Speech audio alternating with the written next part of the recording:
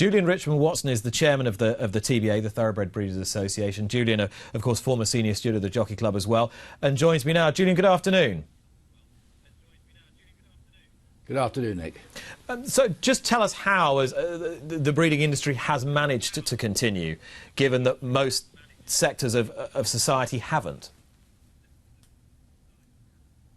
Well, I think we've been lucky that when lockdown occurred, the Royal College of Veterinary Surgeons guidance to all its vets and the British Equine Veterinary Association, which is part of the Royal College, that reproduction should not be part of the important and necessary work that we feel it should be. They went for just saying that emergency services should be supplied only, and this had a real risk of stopping breeding in its tracks.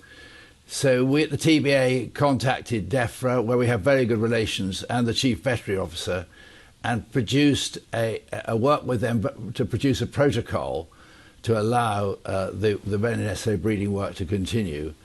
And this protocol we adapted and worked with them to produce, and it has been working ever since.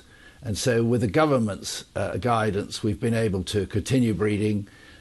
We've produced quite a lot of extra online paperwork. Well, all the paperwork has gone online, so there's no need now for anyone to hand over any paperwork when they take a mare to the covering to see the stallions, and that has worked extremely well. We were very lucky. We had a good relationship, always had a good relationship with DEFRA, but actually through Brexit we've been working with DEFRA, and we may come on to that in a minute, but that's how we happen to know the people in DEFRA so well. But I'm very proud.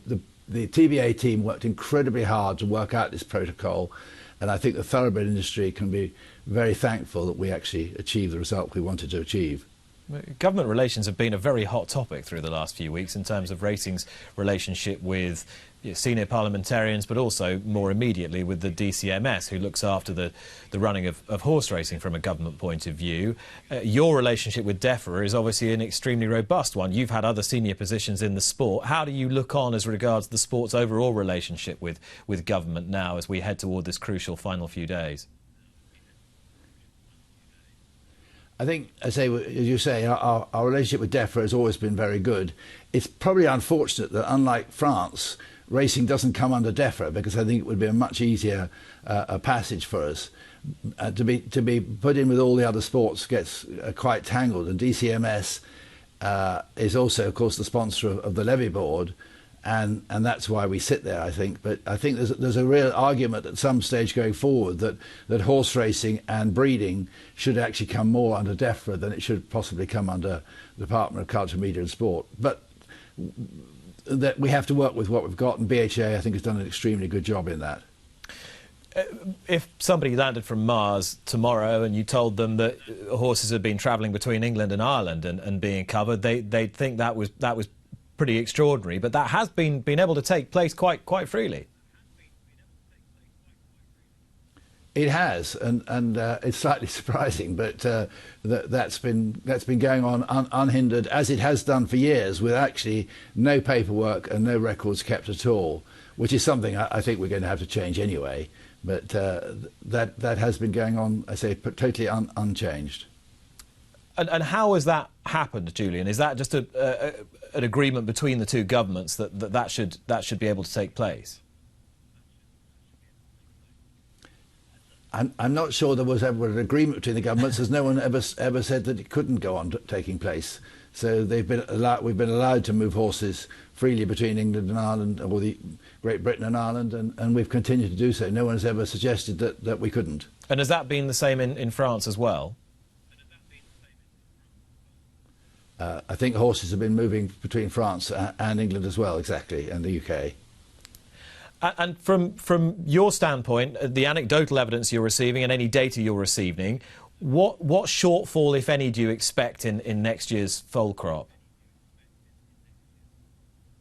There will be a small shortfall. We've actually done a survey, but it's now 6 weeks out of date. But there will certainly be less foals, I think, next year, but not many. I mean, most people have stuck to their original mating plans. And I think if we saw a 5% reduction, that's probably all we're expecting. Let's talk about Brexit. You mentioned it earlier. You and your Chief Executive, Claire Shepherd, and your board have been working incredibly hard with representatives in the EU. I know that. Where are we with that now? I rather stupidly put my name forward to chair the Brexit Committee for Racing about 3.5 years ago, thinking it was a 6-month job, and we're still at it. There's actually now only 7 months to go of the transition period, so it's coming pretty quickly on us. At the moment, our government is sticking to its guns and saying there'll be no restrictions on thoroughbreds coming into this country. There will be a small tariff, a 10% tariff on non-breeding horses, basically geldings. The big problem from us is that the tripartite agreement between France, the UK and Ireland will cease. And at the moment, there's an animal health law going through Brussels, which will come into operation on the 1st of April 2021, which will not discriminate between ponies from Eastern Europe and thoroughbreds from Ireland or France. And that is going to make it very difficult for our government to go on giving the same entry points as it's planning to do. So we're lobbying hard with and alongside the Irish and the French to get back to that high health status that we had in the tripartite agreement and be able to move horses freely between us. But if that doesn't get sorted in the transition agreement, and it's not obvious that it will be, from the 1st of January we will be treated as a third world country and have some real problems in moving horses and quarantines alongside it. How worried are you? I am quite worried because I don't think the EU is concentrating like most governments are at the moment. The best we can do is for them just to say carry on at the end of the transition period for another year while we try and sort this out. That would be the best result in my book. Grant Pritchard-Gordon is going to come on this programme next week to flesh this out a little bit more, but I know you wanted to give me a taster of an initiative that has been around for a little while but is going to be launched this week from the TBA to support British breeders, essentially.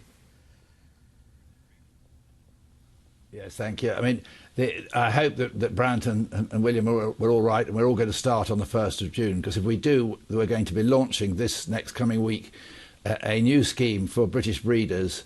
It's a very exciting scheme, which I think is going to be very much needed, because I think we all know that it's likely that the sales this year will be down and could be very, very much down. So we will be announcing this new scheme. It's based around supporting winning fillies and mares and replacing +10 on the flat and National Hunt mops that we have for the jumping side.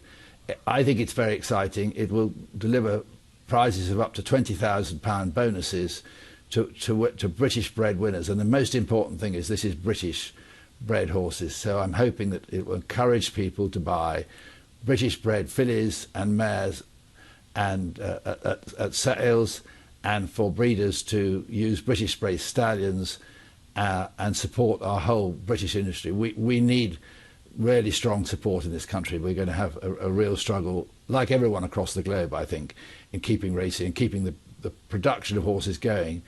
What people have to remember is that there will be plenty of horses in the pipeline for the next 2 years. The foals born this year, the coverings, as you mentioned, will be born next year. But the decisions made for breeding in 2021, for foals 22, will be based on the economics of the industry, and so this scheme is based to really help good support. And I'm very much hopeful that the levy board will go on supporting this. I'm sure they will, and I would like to thank them and all of the racing industry who have stood behind and helped us develop this scheme. Julian, some words of great encouragement for the British breeding industry there. Thank you very much indeed. Good, thank you, you're welcome.